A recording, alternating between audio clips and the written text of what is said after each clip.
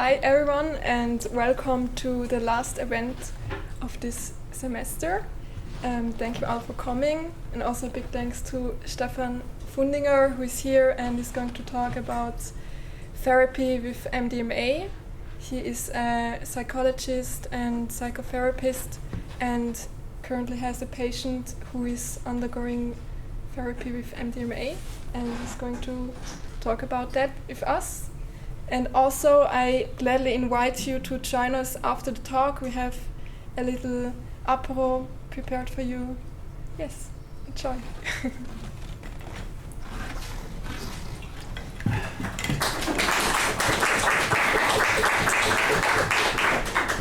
Thank you, Lilian. So I will talk about MDMA-assisted therapy today, and I always forget what MDMA stands for, and I wrote it down. It stands for 3,4-methyl-N-deoxymethamphetamine, so it's quite a long name, but yeah, you know it from MDMA. First, a bit about history. So this is the guy, the original father of ecstasy. He's called Anton Kölisch. He was the first person to synthesize MDMA in 1912. And initially they were looking for a substance used to stop bleeding and assist with blood clots. And not usually, many people think they were looking for an appetite suppressant, but that's not true. And so he was accidentally creating MDMA. Little is known about this person because he died in 1916 in the First World War. He was only 28 years old. And research was stopped due to economical reasons. There was this substance called safrylmethylamine, and this was needed to synthesize MDMA, and it was a really, really expensive substance, so they stopped the research. So you may know this guy, Alexander Shulgin. He rediscovered MDMA, and he first synthesized it in 1965 while still working for the company, Dow Chemical Company, but he didn't test it or did anything with the substance, and he rediscovered it in so first there was MDA, was similar to MDMA but more psychedelic, and it was really, really popular around that time in the early 70s. Like college students used MDA, and he was first introduced to MDA in 1976 when a student came to him and told him about the effects of MDA. And he did the first self-experiment in 1976. And so he discovered that it has a real potential for therapy. And after that, he told a good friend of his, Leo Zeff, a psychotherapist, about the substance. And Leo Zeff was a psychotherapist, and he distributed the substance to many, many psychologists, psychiatrists around the world, nearly 4,000 psychiatrists and psychotherapists. So in the 70s, it was really, really popular already. And maybe you know Irvin Yalom, a really famous psychotherapist. He also used MDMA for a couples therapy on himself with his wife. So it was really, really widespread. And then the recreational use followed. Maybe you can see probably in her eyes that she is on MDMA. And funnily, the difference with MDMA and LSD, maybe you know it, the eyes are on LSD, they have this glowing, this light in it, and on MDMA it's more dull, yeah, maybe you've seen that in people. yeah. I don't know if you use it recreationally, of course, yeah. And so the use increased during the kind of the cocaine wave in the 80s and late 70s. Many dealers used MDMA for themselves and discovered that it has a wonderful effect. And yes, it spread around the US, especially in colleges. And but eventually, the DEA proposed to schedule this substance in 1984. But all the psychiatrists and psychotherapists who were using this substance for psychotherapy, they proposed the scheduling. But in the end, it didn't really work for them, so it was still placed as a Schedule I substance in the US. But as you all know, the war on drugs doesn't really work, and it's still spread around the globe in the rave scene, and yes. Okay, so now I want to talk a little bit about the research,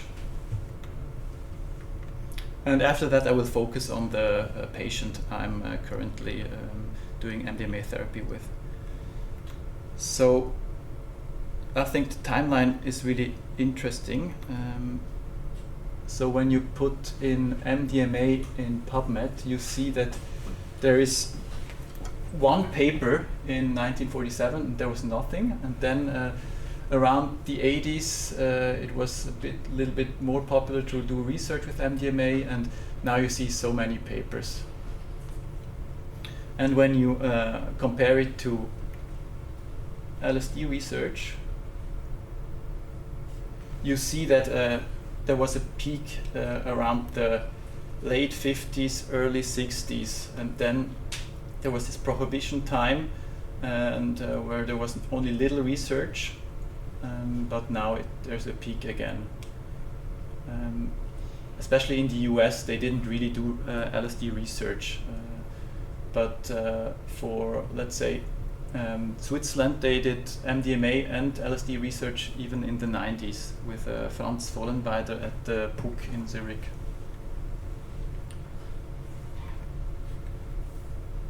So I want to talk a little bit about the neurotoxicity because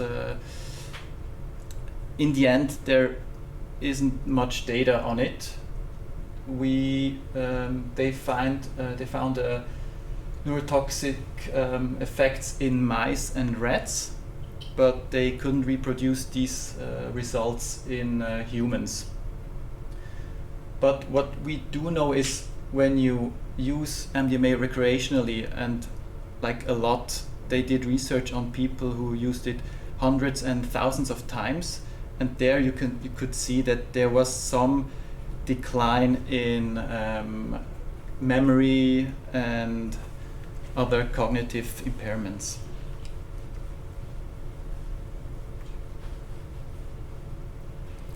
And a little bit about psychotherapy research. So the FDA granted breakthrough therapy status in 2017 for the treatment for PTSD, and you probably know MAPS, and they were behind all that with Rick Doblin, and they really pushed MDMA research, and right now they're in the phase 3 clinical studies. So they put MDMA to different clinics, and they really do it on a grand scale. And right now there's already research for other mental illnesses, for example for eating disorders, at the moment still with PTSD, and also with social anxiety. Here a study with autistic people. But I think psychedelic research is always difficult because usually it's easy to tell which patient got the medicine, and it's really hard to blind the people. And what I really there's a funny image I wanted to share with you. Maybe you know this.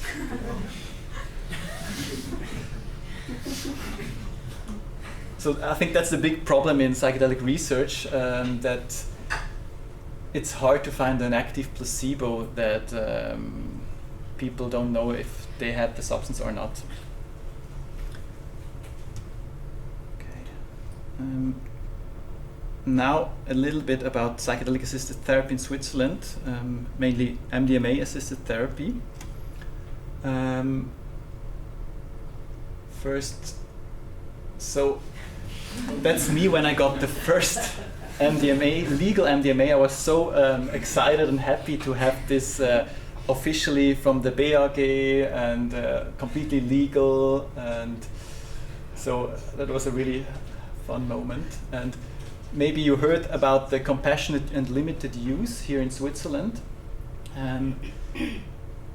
There are around maybe 70 psychiatrists and medical doctors who can use psychedelic therapy. So I'm not allowed to do MDMA therapy on my own. I'm just like the co-therapist, and I work with a physician in Zurich.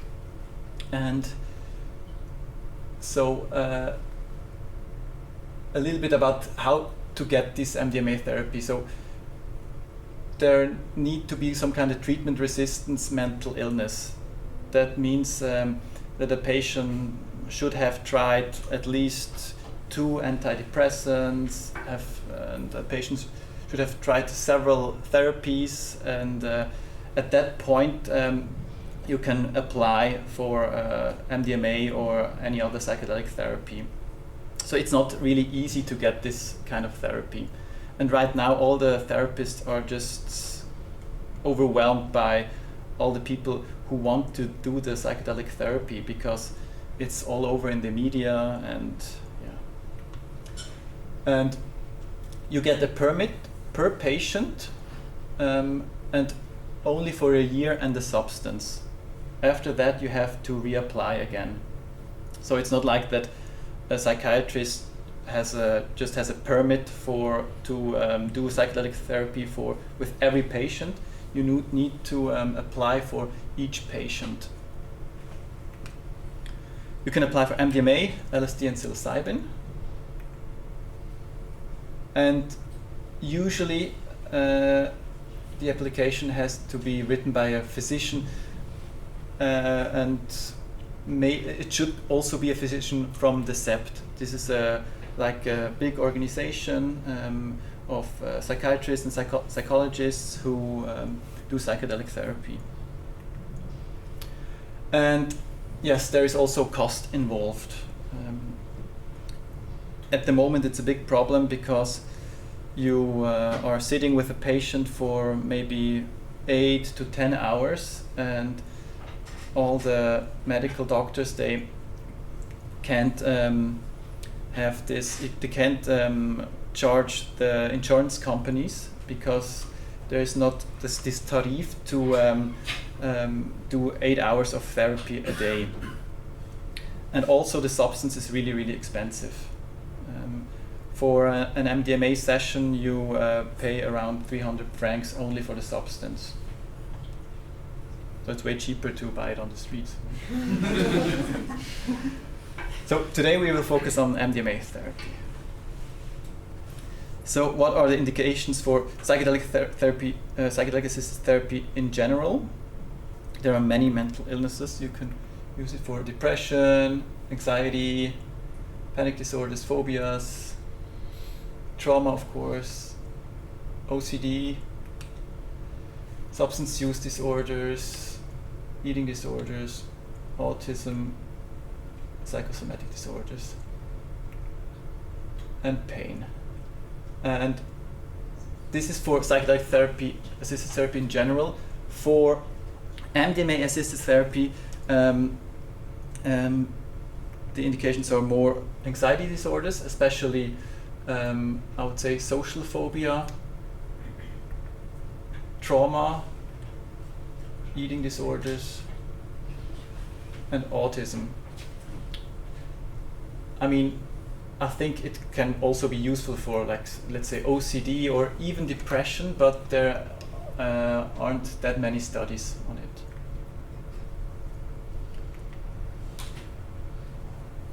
So MDMA. So what are the effects? You probably all know this. It's an empathogen, so you are more empathetic to others and to yourself, and you have a better connection to your feelings. It's an entactogen, so touch is also intensified, and it's also stimulating and relaxing at the same time. That's kind of a paradoxical view, but in the end it's a stimulant, yeah. But your mind is kind of relaxed in this state, and it also works as an anxiolytic.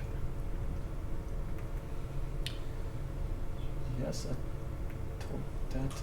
And I think it's really great for trauma therapy.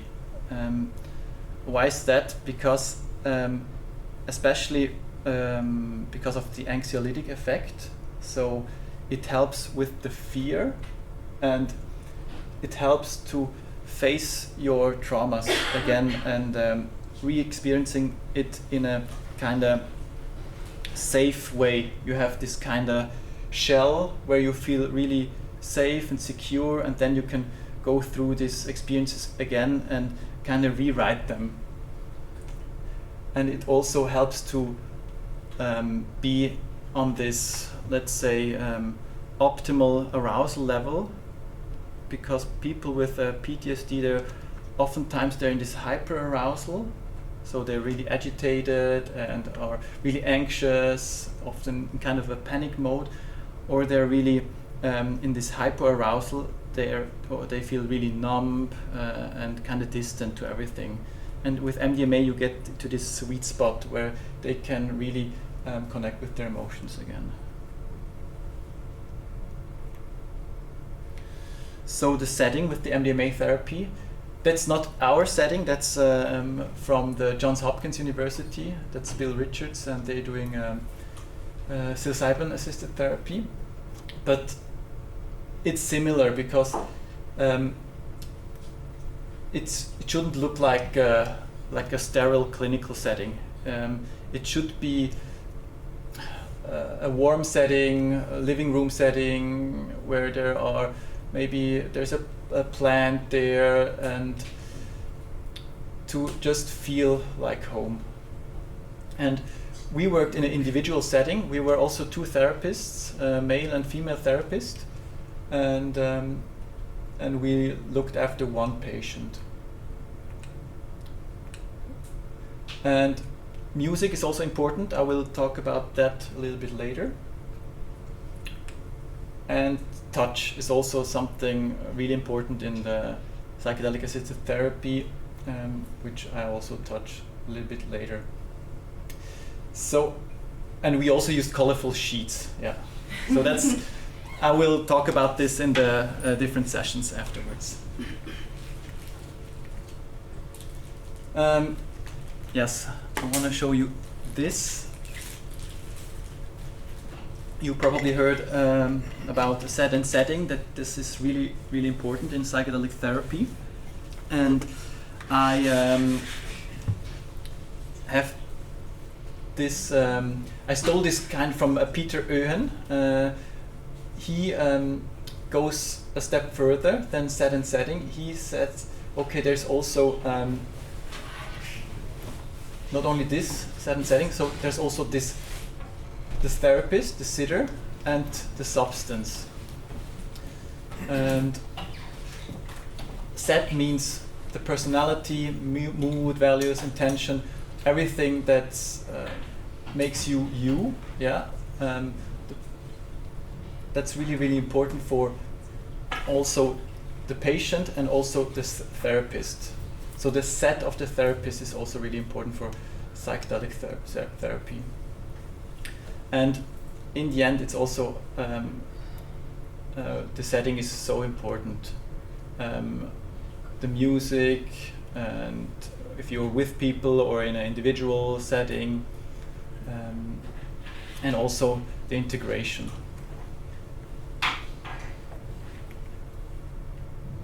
So now I will talk about this patient.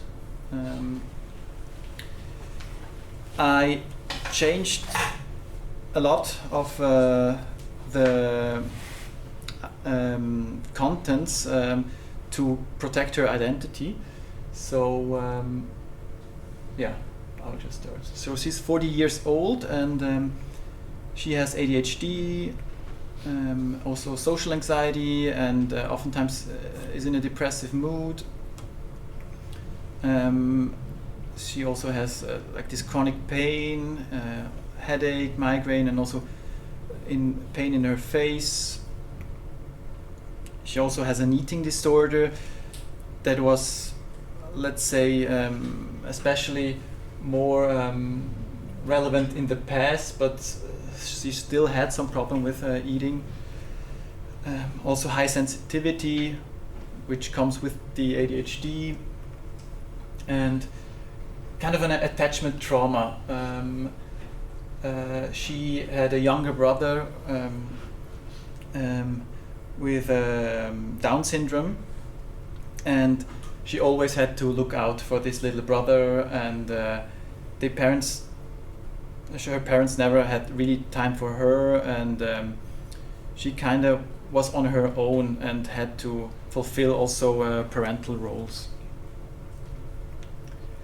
And she had a really long medical history. She also had OCD in her youth. She tried many medications, many therapies, and nothing really worked for her. And with her we always start with the preparation. First, psychoeducation, tell her everything about the drug, about the MDMA, and also about the setting and what contraindications there were. And we had several therapy sessions before to also build a therapeutic alliance, and to just have this trust between each other. Especially, the relationship building, of course. And first we always talk to the patient which substance they want to try, and in the end it's kind of like a combined decision between the therapist and the patient. Usually we start with MDMA because it's kind of the easiest substance. There aren't that many complications, and the duration is not too long. And we also talk about intention. So what does she want to look at during the therapy session? And I think that's really important to have some kind of intention. In the end, you never know what will come up during the session. So you just have to be flexible as well, and to face these things that come up. But I think to have an intention is still really important. So the first MDMA session. So we used blue blankets in the first MDMA session, and funnily water was a really big topic in the first MDMA session. So she was remembering a lake she went to when she was, let's say, 5 or 6 years old, and where she was kind of carefree and just enjoyed life. And at some point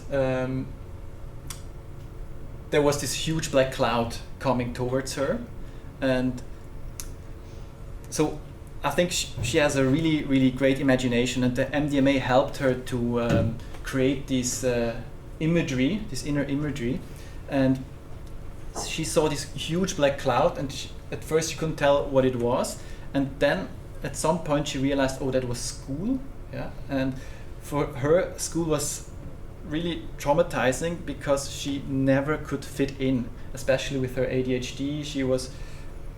She hated school, yeah. And there was this big black cloud, and we tried to navigate through that black cloud. What could she do? Maybe she could blow it away, or but she was really scared. She was kind of helpless, and she saw it as a small child, and we told her, okay, maybe you can go to this small child as an adult now and help her with this black cloud. But she still couldn't push this black cloud away. And at some point, her older brother came into this situation, not the younger brother but the older brother, and he was just standing there and was protecting her from this black cloud, and that was really, really healing for her at this moment. And afterwards she felt the pain again, and it was a different pain than she felt the last few years. It was a pain she felt during her childhood, this headache, and also really pain in the neck, and she felt her father's foot in the neck, because he was really, really pushing her to her limits and tried to kind of put her in this system, which was really, really awful for her. And there my co-therapist just helped her massage her head and to kind of release these emotions. We did a lot of imagination journeys, and because she was really, really open to that, and the MDMA really helped her to have these vivid imaginations. Yeah, I told you about the older brother. He came to her rescue, and she realized that this older brother was really, really important in her life, and she also wanted to spend more time with him and also ask him for help, because till today she's really, really overwhelmed by all the bureaucratic things, administrative things. Because of her ADHD, she's just so overwhelmed and can't deal with that, and she wanted to ask her older brother to help her out, not only with that, but also regarding her father. And that was really, really important. She felt anger towards her little brother, which she could never feel, because the little brother has Down syndrome and he can't do anything about it, of course. But she still suffered in the childhood, and for the first time she could really feel this anger, not only towards her little brother but also towards her father and mother, which were never really there. And she imagined her mother as this blue energy and her father as this red energy, and blue stood for this cold, distant mother who was never there for her, and red this choleric father, yeah, who always was really furious and also threatened to kill himself, and it was really, really, yeah, difficult. So after this session, so maybe short.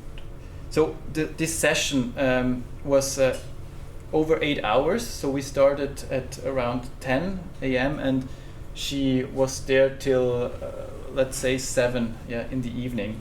And usually MDMA, maybe it takes 4 hours or so, 5 hours, but she felt the effects for so long, and she really went through really difficult emotions. Usually you think, oh, MDMA, you have these happy feelings, everything is all right, but it wasn't like that. She really went through a lot there. And then the integration. So we had an integration session just one day after the MDMA session, and we also had sessions after that on a weekly basis. And in the meantime, she talked to her father, to her brother, and she really had these insights to also confront her parents, and to ask her brother for help. And through this experience with in her childhood with school, she had a really low self-worth regarding school and the society in general, and the MDMA really helped her to stop looking at herself in that bad manner.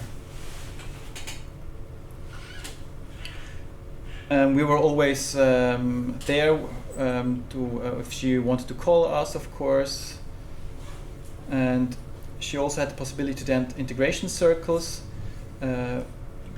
which she did not, but she still used different techniques like journaling or drawing to put this experience on paper.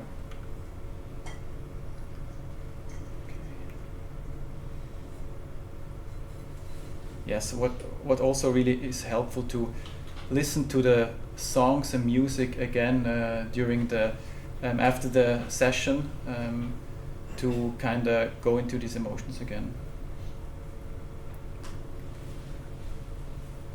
Yes, I talked about that. So after that, we had content for psychotherapy for a half a year to integrate, and only after half a year we did the second MDMA session.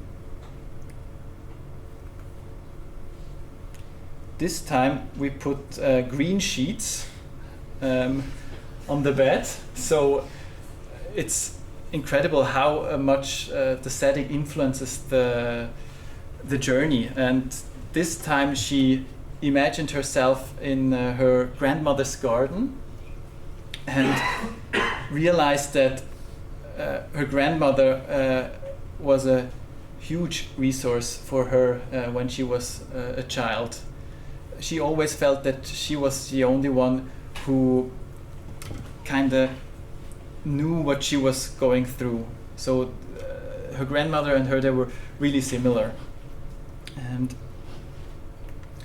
And oh yes, so I think the second MDMA session, it was a little bit more uplifting, and she didn't had to go through so much difficult emotions, but she remembered a situation she had with a friend where she listened to her friend, and the friend was talking a lot, and at some point she felt this urge to also say something, and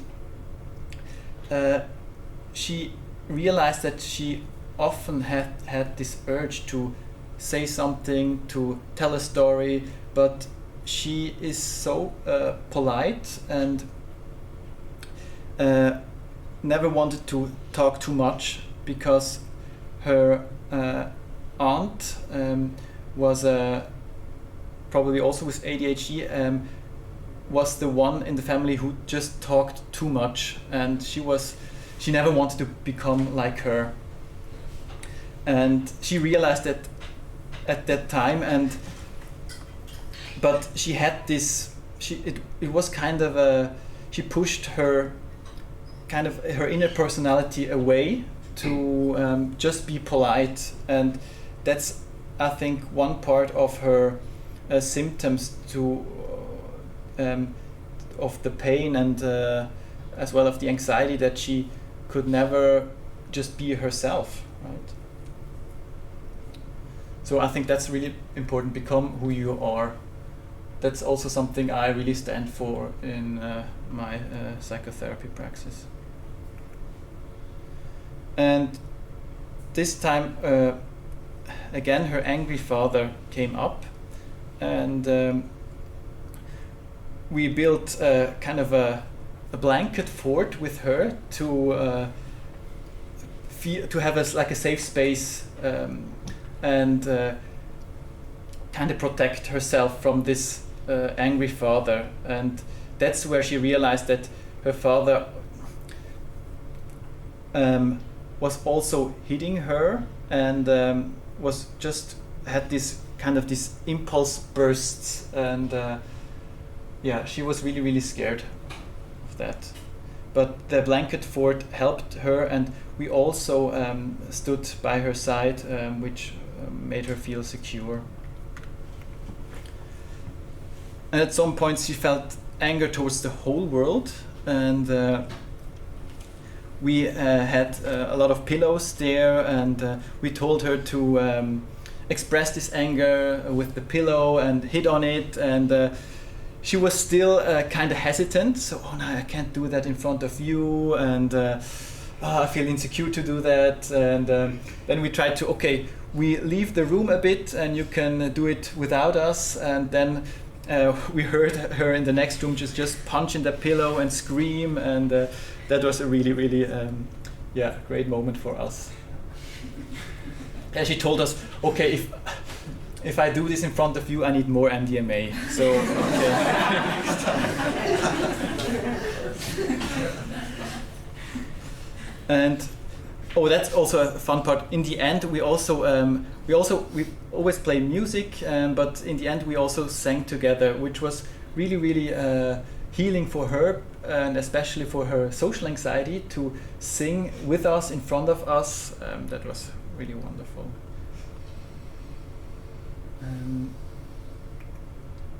So the integration for the second journey, so it was similar.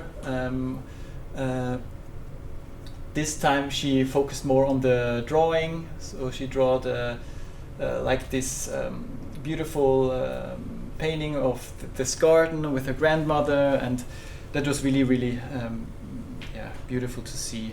And she also created some kind of amulet for remembering her grandmother. Also this the MDMA session also was nearly 8 hours, so a very long time as well. And after 4 months, this time we did the third MDMA session. So her pain was better. She generally felt better, and she had less social anxiety. She could be herself more and more, but she still had some pain. So it's not a wonder drug, but we're still really happy that we had some success there. This time we had green and blue sheets, so we combined both sheets.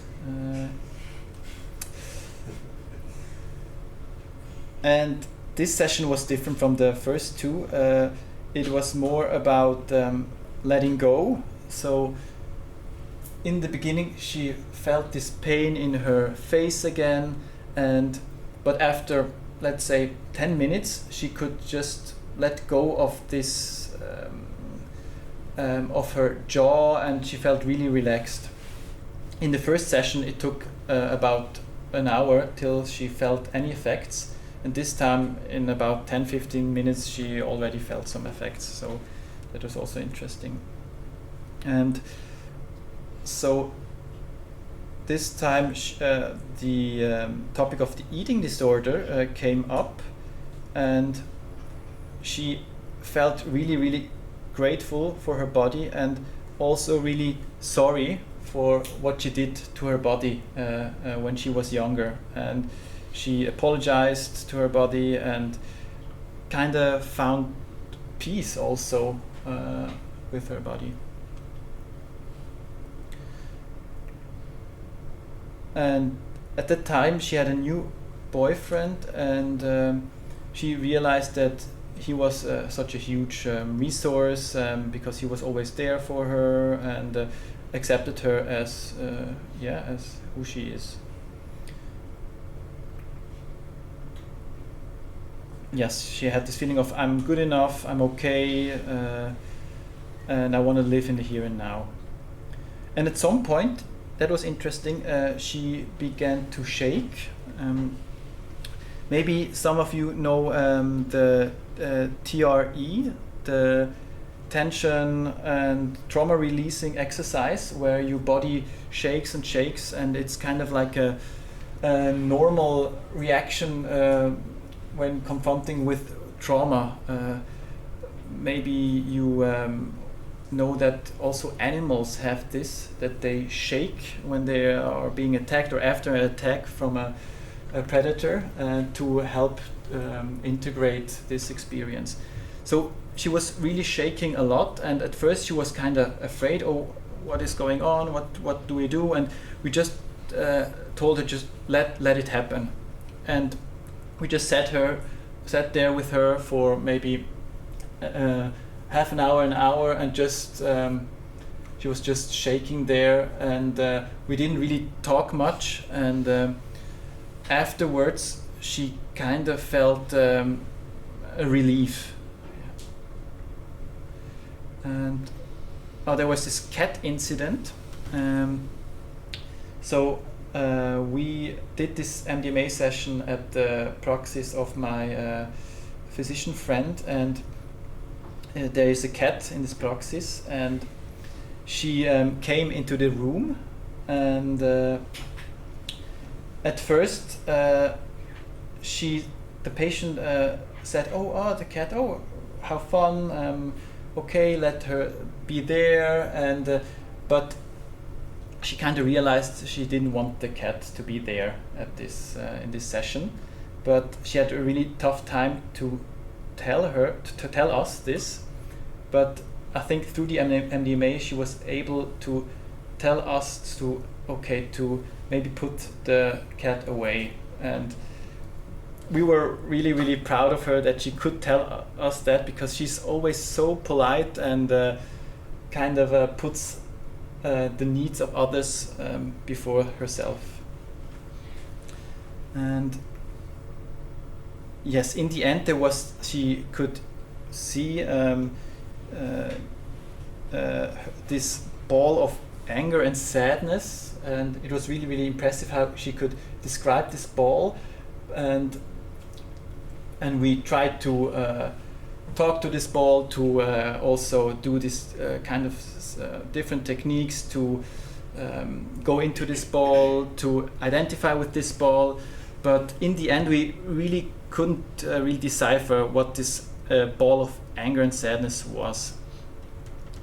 This time, the session went around 7 hours. So, same thing, integration. And now I want to talk a little bit about the role of music. So we prepared a playlist, and with especially slow ambient music, and mostly no text involved. And I think I can maybe talk about some good playlists from Mendel Kalen. I love him. He does great playlists. Also Kellen Thomas, and there's a playlist from the Johns Hopkins University. And what we like to do is to create a playlist for every session, a different playlist. And music just helps to go into this experience, and helps letting go, and also to evoke these emotions and also mental imagery. In the first session, we only played 4 or 5 songs, because she always told us, no, I don't want to hear music. Oh, it's too fast, this music. And it was really interesting. She didn't really need a lot of music. She also prepared a playlist for herself. We also told her to bring music with her, and when we played her songs, she always told us, oh no, it's too fast, I don't want to hear this. And in the second session, maybe we played around maybe 10 songs, and also we played music together with the guitar. And in the third session, we played the third of the time, so even more. So I think that's interesting because usually people who never had a psychedelic experience, they want to listen to music because it really helps them to let go. And with her, it was kind of like vice versa, that at first she didn't want to listen to music, and in the third session even more. We also used some songs with text to have these thematic songs. We played a song that was the father was the main topic of the song, which helped her also to go into this experience confronting her father. So now a little bit about touch in MDMA-assisted psychotherapy and why it is important. So most ordinary psychotherapies, they rarely use touch, especially in psychoanalysis, but when we look at body-oriented psychotherapy, they focus more also on touch. And it's really important because it helps ground someone, because sometimes in these experiences they are really far away, and it can be really disorienting and intense, and it helps to bring a patient kind of back to this reality. It also helps with trust and feeling safe to express emotions. And it also helps with this emotional release, right? And I think it's also important to look at transference and counter-transference aspects. Let's say a patient looks at you and sees, a mother figure in you, or a father figure, then it can really help to hold her hand or hold her head, to kind of have this this experience of like a better father or mother experience than she had before. And also there are bodywork techniques to help help this body awareness, focus, let's say, on the stomach or on the head, and help the energy flow. So also wanted to share this from Janice Phelps. I visited a workshop this year, which I found really, really useful, and how to talk about touch before the psychedelic session.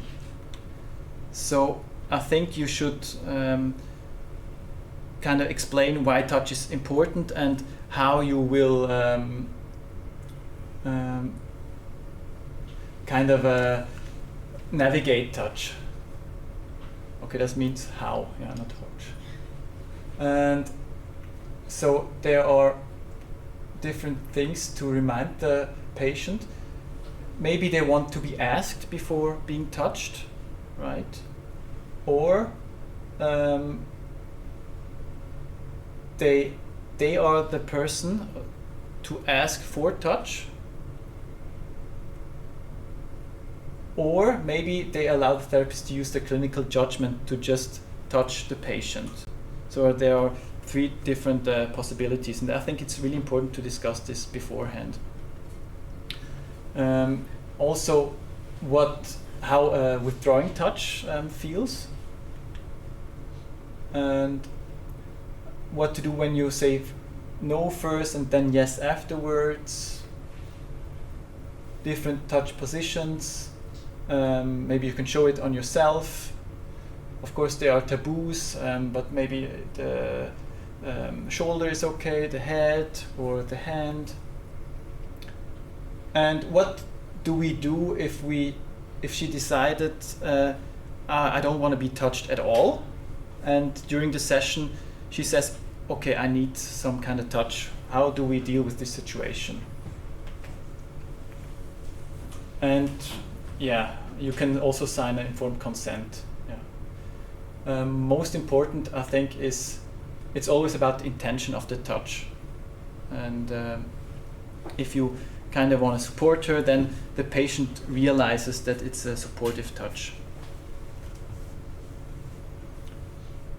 Okay, so what are the requirements to guide a psychedelic experience? So I get asked a lot, so okay, what do I need to learn, or what do I need to study to be a psychedelic psychotherapist? And I think the most important thing for me, yeah, is to have a grounding in a psychotherapy school. I come from the Gestalt therapy, and I also want to advertise a little bit Gestalt therapy because I'm really, I think it's really intense and really effective psychotherapy school. It's a humanistic approach, so similar to person-centric therapy from Carl Rogers. It's a humanistic approach. We often work in the here and now. So what happens in this moment between you and the patient, that's really important. And also it covers the mind, the body and the spiritual spheres. And it's really process oriented. So it's rarely about what the patient is saying, it's more about how the patient is saying something. It's really, really experimental. So you can get really creative. There are a lot of different techniques. For example, the chair technique, where you put maybe an inner aspects of yourself, maybe the inner critic on a chair, talk to this inner critic, or put your mother on the chair, talk to her, and to kind of evoke these emotions in the here and now. It's also really relationship based and experience oriented, like I said, with the chair. Okay, so I will shortly touch on integration now, and then I will come to a close. So I think integration is something really, really important. I also facilitate an integration circle in Zurich, which are monthly, and so the definition is becoming whole, and that's also part of the Gestalt therapy. Gestalt means becoming the whole Gestalt, and it's about, I like this definition, psychedelic integration is the process of interacting with material that emerge in altered states of consciousness. So we talk about what happened, we draw things, we journal, we do many different things. And Mark Aixala, who wrote a great book about psychedelic integration, talked about all these 7 dimensions: the cognitive, emotional, physical, spiritual, behavioral, social, and temporal. And integration can also happen during the experience. So some techniques, integration techniques, like I said, integration circles. So I don't know if there is one in Bern, an integration circle, or are you doing one? Yeah, we're doing one sometimes. Okay. Not so often. Yeah, great. I think it's really, really important to have these integration circles. Especially, I don't think there is one in Bern yet, and it's great that you are doing something like this. In Zurich, there are already 3 or 4 integration circles.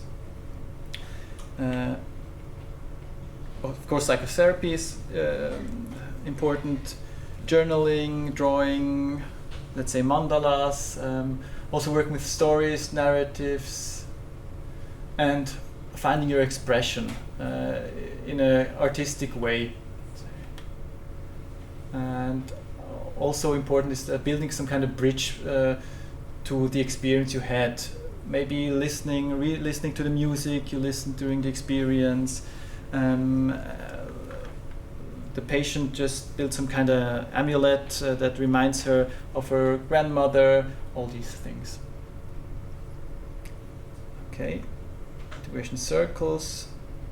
I will skip that. Skip this. Maybe for the end, a quote I want to share. You can read it for yourself.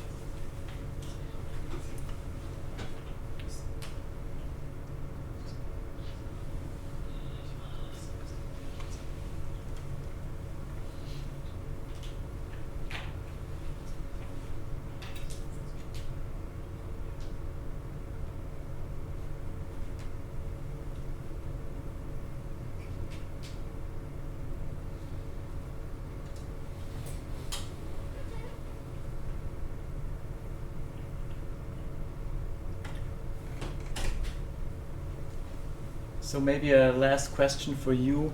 Alan Watts said famously, if you get the message, hang up the phone. Would you say, yeah, that's a good thing to say, or do you want to have a constant dialogue with psychedelics? Okay, thank you.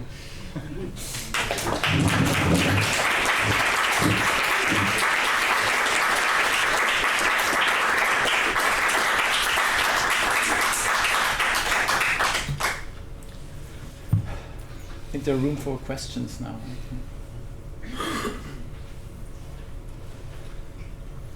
Okay, yeah. How did you decide which color of the sheets you take? That was just so we had maybe 4 or 5 different colors. We also had red, and we tried red, but it was too aggressive. Yeah, and blue was just it was not a cognitive decision. We just had this gut feeling. Okay, blue is perfect. Yeah, it was kind of intuitive. Yeah. But this was before the patient. This was before the patient was there. Yeah. This was not with her. Not with her. Yeah, we prepared everything before. Yeah. Yes. Yeah. Yeah. So thanks, first of all. I think it was like very interesting to hear. This is the first time I heard like a really detailed kind of practical experience of a psychedelic therapy. Could you maybe speak a little bit more about the effect? So you were with the patient also for quite a long time, right? Yes. You saw her for at least a year, I'm guessing. Yes. And could you speak a bit more about like the effects that you observed then on her well-being and on her symptoms? Kind of. Yeah. So she was really motivated. Yeah. Before and also after the sessions to kind of put these things in motion that she experienced. So she talked to her parents. She was more open to be herself with her friends, and all these things helped her to have less pain, because before she was always the polite one, and the needs of others were always more important than hers, and that was one important part why she had this pain as well. Yeah. And I think the psychedelics helped her to realize that, and to be more content and just be herself. Yeah. And also to have to look out better for her own needs. Yeah. So I think it was really wonderful. Yeah. And right now we didn't plan another session, but because she feels so much better, but we prepared a group therapy now, where she can also join, and I think that would be really interesting, especially regarding her social anxiety. Yeah. But we had the first group session, but she wasn't there because she didn't feel ready yet for that. Yes. And how much MDMA did you give her? And was it the same in every session? it was the same in every session. We gave her 100 milligrams, but we were not sure about the dosage. First, we wanted to give her only 75 milligrams because she weighs maybe around 47 kilos or so. So she is really, really light, but we still decided to have her like at this full experience. Yeah. Mm-hmm.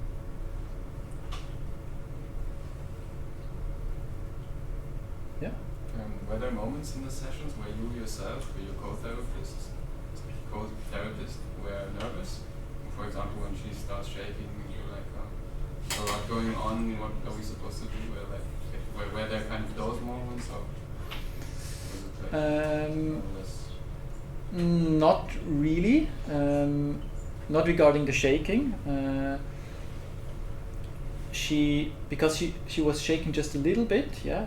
And we looked at it, and then we just told her just let it be, and then she shook more and more, yeah. And but it was so natural. We never felt unsure about that. But of course, there are moments where you kind of feel unsure.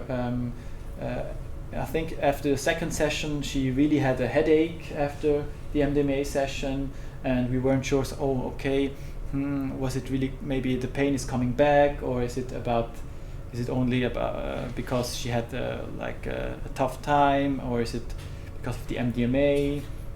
And after the sessions, she was also really opened up, and she was way more sensitive than before, and she is already sensitive. And for the, let's say, 1 or 2 weeks after the session, sometimes she also felt really bad, yeah, but she could kind of implement these things that she learned from the sessions, and in the end she came out even better. But there are always kind of times where you feel maybe you don't know if you're doing the right thing, right? Because you are not a magician, you can't read minds. But oftentimes when you go with your intuition, it helps. Yeah. Has this person had any experience prior with psychedelics before? She, no, she hadn't. But she was completely new to MDMA or any psychedelic. Yeah. And this MDMA can be quite, let's say, for some people, there's a strain on the body, especially if it's taken more often, I guess. And well, there's a lot of talk about things that people do that helps with that, or to have less strain to the body or recover more quickly from it. To say, but some people say antioxidants help, or others say eat chocolate or magnesium or whatever. Is there anything that you specifically recommend? So, yeah, that's a good question. We also told her to take some magnesium before the session and also afterwards. And sometimes these vitamins can help, but we only told her to take magnesium because she didn't have this toll on her. But some people after MDMA sessions, maybe recreationally, they feel a little bit depressed as well for maybe 1 or 2 weeks. And you can give those people or those patients also Wellbutrin. It's an antidepressant which works on the dopamine receptors, maybe for 3 or 4 days, to help to kind of soften the fall.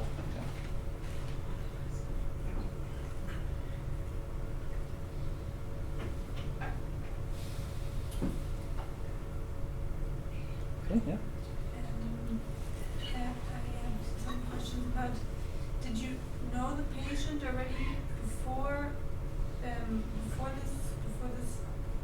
this treatment, or did she come to you specifically for the psychedelic-assisted therapy? And could you maybe also speak a little bit about how difficult it to get the permission then, because you said you need, like, you specifically have to apply to get the permit for the specific patient, and then also for an extension if you want to.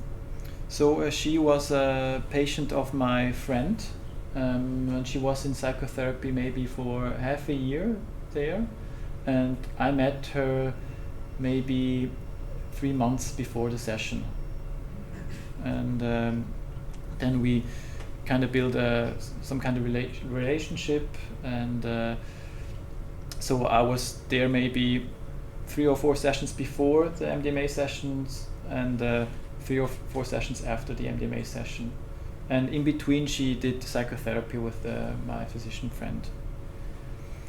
And with the it's quite hard to get and to have this therapy, but it is possible, right? You just need to have a good physician who is member of the SÄPT and who can write you, 4 pages of why you need this medication, right? But usually they, like I said, they want to have that you have tried some other therapies and also some kind of medication before. Otherwise it will get difficult. But there's no criterion of what treatment resistance is, or how many therapies they have been tried or something like that. Yeah, usually it's kind of there are criteria. Let's say 2 antidepressants should have been tried. Yeah, but I heard from others that they also got the permission even if the patient didn't have tried 2 antidepressants. So the people at the BAG, they are still. You can convince them, if you really want to. Yes. Yes. And also regarding the dosage, like, have you got any restrictions about how much maximum you can apply? And then also, how do you actually fix the dosage for a patient? Like, probably depending on the problems, but who does decide that? And then. I don't think there's a restriction of how much you can give the patient. I heard of psychiatrists who gave the patient 500 micrograms of LSD or 50 milligrams of psilocybin, so you can go really, really high. Of course, with MDMA, I think you shouldn't go higher than 125 milligrams. And in the end, you discuss it with your co-therapist and also maybe with a pharmacologist if we're not sure. And it's also depending on the mental illness, right? People with OCD, they usually need a much larger dose to feel any effects. So maybe you give them a bit more. And other people are so sensitive, they only need, maybe 15 milligrams of psilocybin or so. And with this patient, you stayed steady with the dosage, so it was always 100? Always 100, yes. Okay. Yeah. And then she reacted actually in every session the same way? The intensity was staying? I think it was different, yeah. The first session was the most intense session, and it took a long time till she felt any effects, and the third session was the shortest one. And in my experience is when you take MDMA regularly for a longer time, I think if the duration of effects shortens at some point. Yeah. Yes? What's the idea behind having a co-therapist? Because this was the patient of a friend. Yes. That got it right, and she asked you to join. Yes. Specific reasons? She didn't want to do it alone, or? There can be specific reasons regarding the patient. If she has any topic, maybe regarding the other sex, or maybe it's good to have also a male therapist. And usually, so in all the guidelines, they say to have a male and a female therapist. Yeah. Maybe to have this mother projection, father projection, or partner projection. And I think it depends on the topics of the patient. But usually, I think it's ideal to have a male and female therapist. Yeah. You said that there are not that many therapists who can do these therapies. Is there some trend of improvement in, let's say, in recent years that there will be more therapists trained? And second thing, that it's not well covered financially by the insurance companies. Is this also somehow progressing, or is there some hope for that? Yeah, that's a good question. I think 2 or 3 years ago there were maybe 30, 40 psychiatrists or physicians who could offer this kind of therapy, and now there are already 70 or more, so it's really progressing really fast. Yeah. Especially also in the French-speaking part of Switzerland, it's progressing really fast. And for the insurance companies, there is talk with some insurance companies like Helsana, but right now there's not a lot of hope. Yeah, but for psychologists, you can charge the insurance company for exposition therapy, it's called. Maybe you know this, and where you can charge insurance companies 6 hours for a session, and that's really useful. But physicians don't have this, yeah, so that's still a big problem. In the US, Rick Dobling could find a deal with the insurance companies to have like this tarif with MDMA therapy. So he was, I don't know, he could manage it, but in Switzerland it's still really hard. Yeah. So as someone who never tried MDMA, I think this is very interesting, but I ask myself, how easy is it to recall all the emotions you had during one session when you were on MDMA? Because afterwards you're not on MDMA anymore, so how am I supposed to recall all the emotions and feelings I had during the session?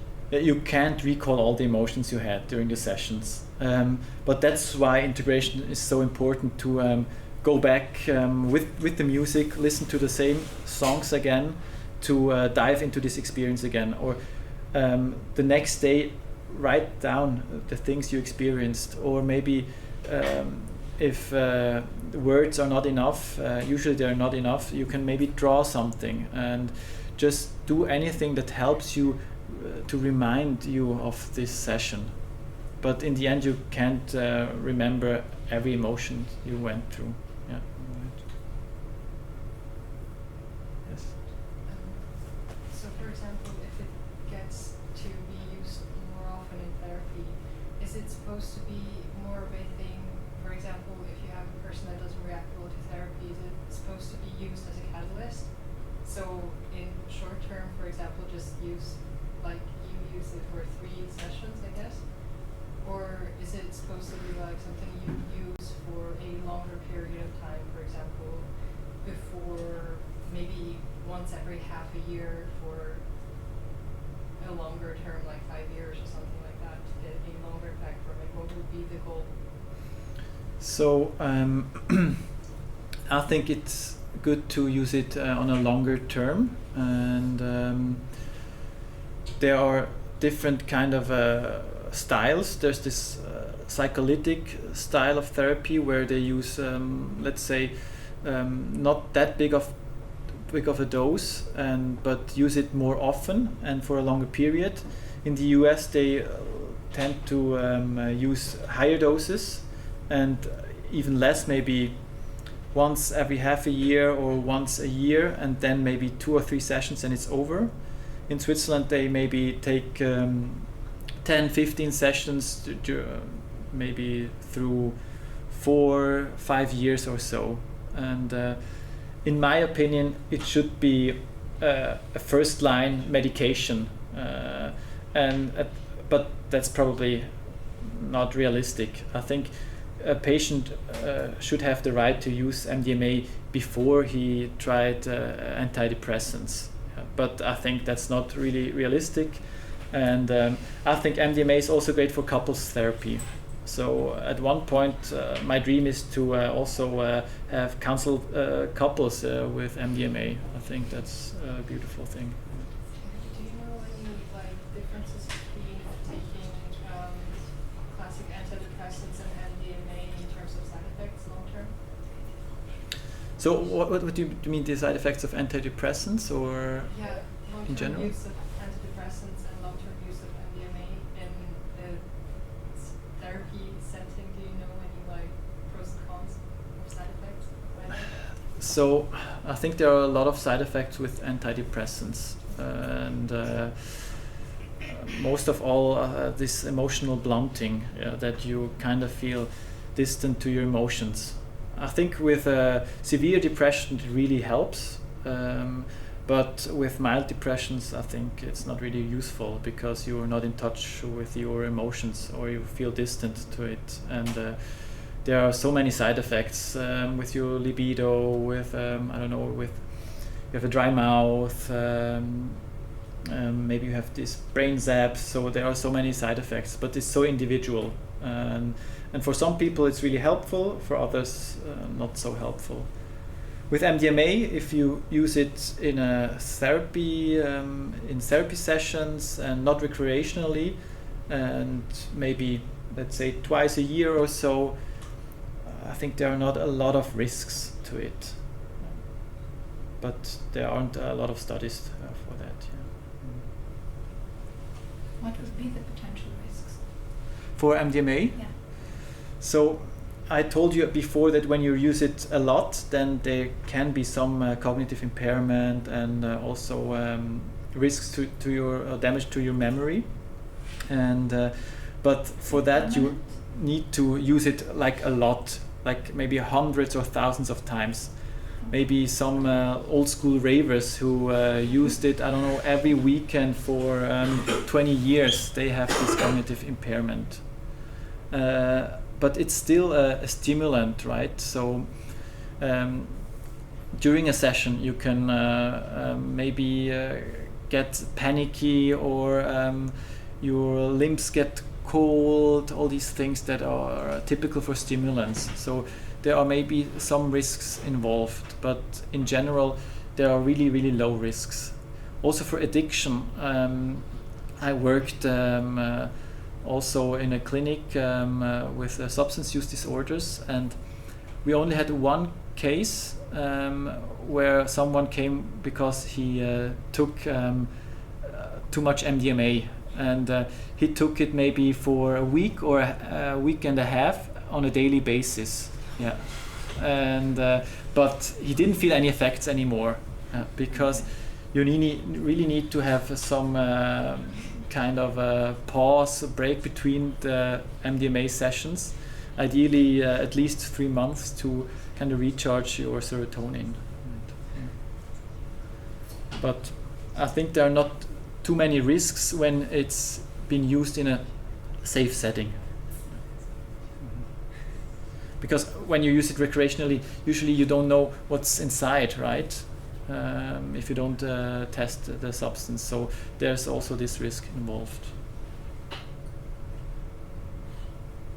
I would like to run what's the typical outcome of those partner therapies, and for the couples? Do they communicate better, or is the relationship happier, or it's broken faster? Or Yeah, sometimes it gets broken faster as well, right? But I think on the MDMA you are in this safe space where you can tell your partner things that you maybe don't like, or you not agree with, in kind of a way that the other person doesn't feel attacked, right? And you can get this also critic from your partner and just say, oh, okay, yes, I see that. And you're not communicating on this, let's say, a relationship or appel level that you feel attacked. And I think that's wonderful. And I think it's really, really helpful for couples therapy, because usually you know the partner for a long time, and you kind of maybe start to hate some kind of these gimmicks she or he has, and on MDMA you just feel so relaxed and safe, and yeah. So is it also difficult to apply for it? Like, does one partner have to have some antidepressants history, or? Yeah, right now you can't do couples therapy, but I know from one psychiatrist who still does it, but he has an individual permit for both clients for other reasons, but he does it together with them, and then they do couples therapy. So there's some loopholes as well. Yeah.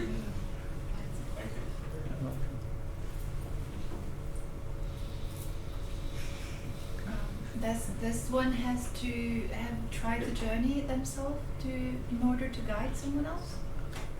That's a really good question. Is it the prerequisite? I mean, how can you guide someone if you haven't tried it yourself, for example? That's a really good question that is talked about a lot recently. Do you need a psychedelic experience if you want to become a psychedelic therapist? I'm leaning to yes. Yeah. It doesn't maybe have to be with substances. You can also have psychedelic experiences with holotropic breathwork, for example. But I think it's different than. I mean, you can't say that every psychiatrist also needs to take an antidepressant to prescribe to the patients. But I think it's not a drug in this way. I think it's more a psychotherapy tool. And every therapist goes to psychotherapy themselves to become a psychotherapist. So I would compare it to that. So I think you need to have a psychedelic experience to also guide someone on psychedelics. Thank you. Okay.